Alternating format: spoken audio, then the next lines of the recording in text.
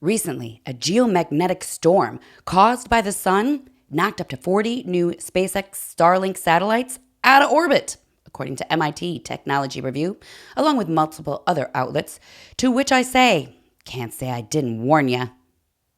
You see, the sun goes through a cycle every 11 years or so, where it starts out with a minimum of activity, then builds to a maximum, brewing up more storms and spewing out more solar flares, then dying back down to a minimum. It takes 11 years or so for the whole cycle. Solar cycle 25 just began a couple of years ago, putting us right now at the spot where it's about to start approaching its fiery maximum.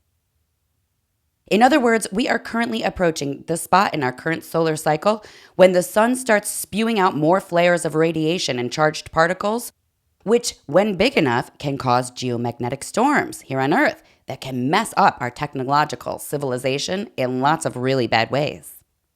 They can actually knock out our power grids in an instant. They can literally make our atmosphere impenetrable to ground-based communications, cutting off all planes and astronauts caught out up there. And they can knock out satellites, which they just did. On February 3rd, SpaceX launched a batch of its Starlink satellites into low Earth orbit. The next day, an eruption of plasma from the sun sent charged particles streaming into our atmosphere, which sent our magnetic field haywire and increased the density of our atmosphere. And so there were more particles to push against satellites up there, which can pull them out of their paths in something called atmospheric drag. Total drag indeed. And that is indeed what just happened to SpaceX's new batch of Starlink satellites, who said in a statement that as many as 40 of their satellites will re-enter or already have re-entered the Earth's atmosphere because the geomagnetic storm effectively dragged them out of orbit. Don't worry, they're not going to be falling on your head anytime soon. They're expected to completely burn up in the atmosphere.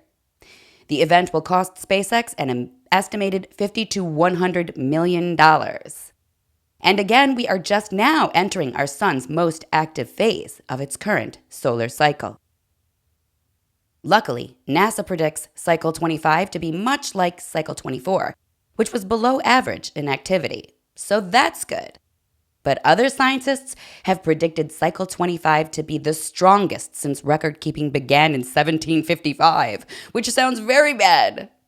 So, how will it roll out? Only time will tell. But to my fellow sun worshippers out there, I say maybe we should all start sending some extra prayers up to our sun god up there for a while, just in case.